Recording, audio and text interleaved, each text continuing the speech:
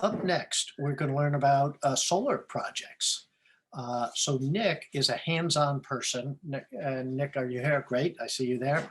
Uh, his company, which he will tell us how to pronounce it, is actually another publicly traded company, not quite as big as Train. It's a Canadian company, but Nick operates in the Philippines. And then he's been doing some frontier market work in this place called the Bronx. That's a dangerous place. You'll have to tell us what that's like. And he's a big proponent of community solar. So Nick, tell us about this. Yeah, thanks very much, Tom, and good afternoon, everyone.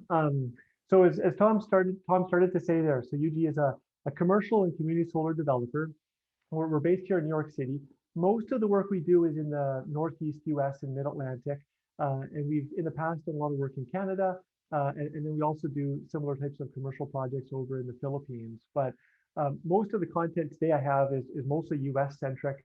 And yeah, so first, this is the third year in a row that Peter's been kind enough to invite us to talk on commercial and community solar. And congrats very much on 20 years. That's amazing.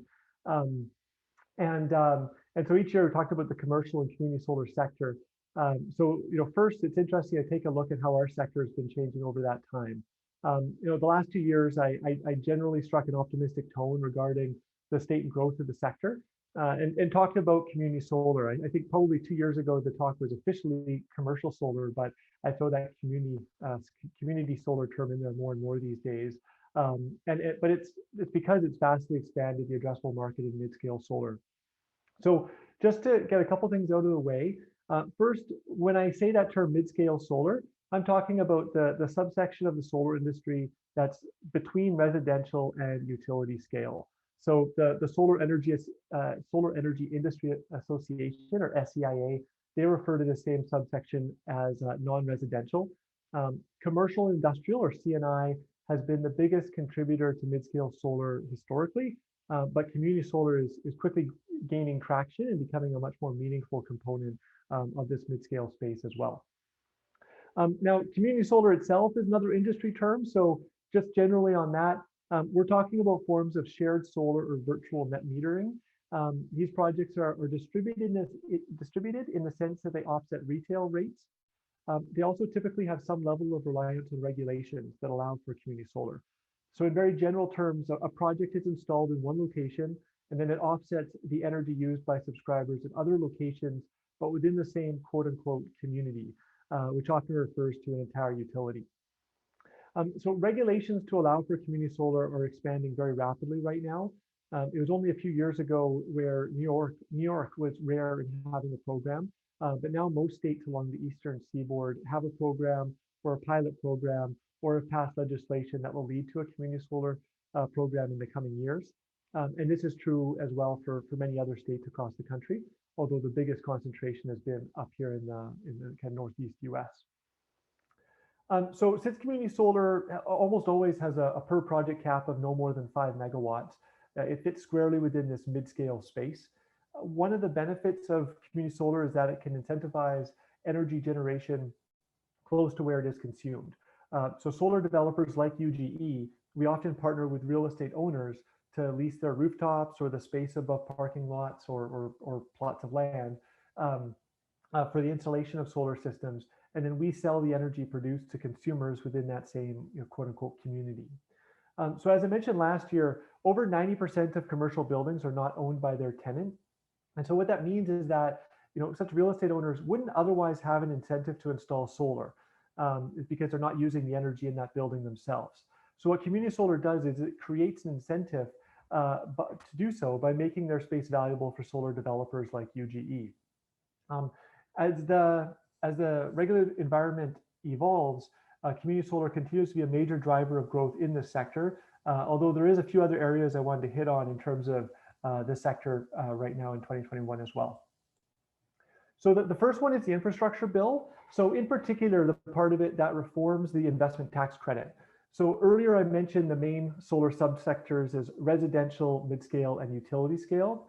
Out of these three categories, I strongly believe that it's the mid-scale that has the most to benefit from the direct pay or cash grant provision that is currently proposed as part of that ITC reform.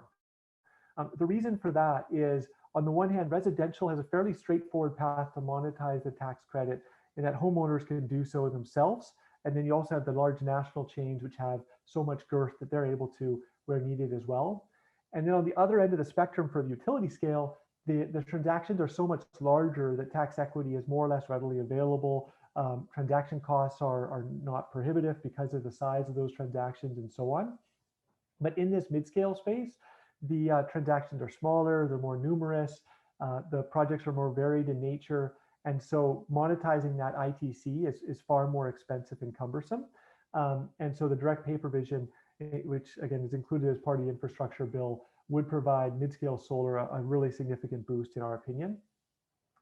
Second, so battery storage is no longer rare. I feel like for at least 5 years, we've been talking about how it's coming, and everyone's been excited about it.